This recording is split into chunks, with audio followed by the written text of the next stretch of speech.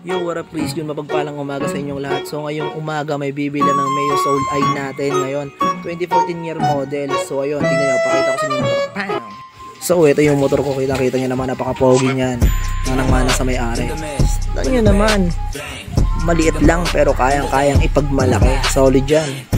Kita nyo yung pangalan na yan, Chris June. Pag sinabing Chris June, alam nyo na yung aking mission.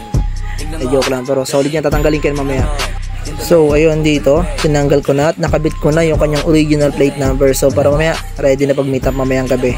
Waiting na lang. Cheers, kita kits. Yo, what up? So ngayon pupunta na tayo doon sa ating buyer. Tayo, dala ko.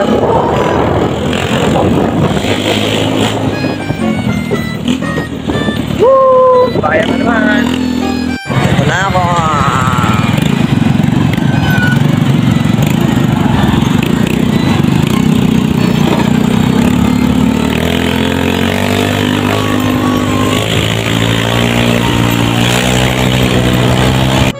At yun, sa mga oras na to, dumating na nga ako sa kanila. At hinihimas-himas na nila yung aking alaga. Sabi ko, try nyo para masubukan nyo yung bilis. Kung smooth manakbo sa inyo, kung compatible ba talaga. So ayun, tinry na nila. At nag-enjoy naman siya at nagkasundo kami. So ayun, pagbalik niya, nagkabayaran na kami. So tamang picture na kami nito. After nito, ito picture namin. Ayan, napaka-pogi naming tatlo. Napaka-angas. Solid smooth deal. At kinagandahan pa dyan, hinatid pa nila ako pa uwi.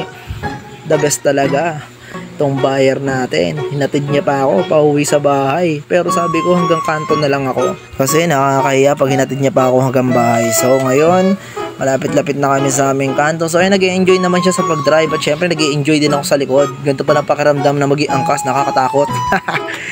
So ayun, pauwi na siya at sabi ko mag-iingat ka.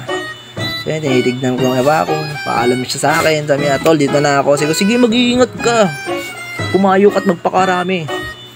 Tell a friend na bumili sa akin ng motor, mura lang, napaka-solid. Sabi nga ni Moto Dick, kumita ka na, lugi pa sila. Joke lang.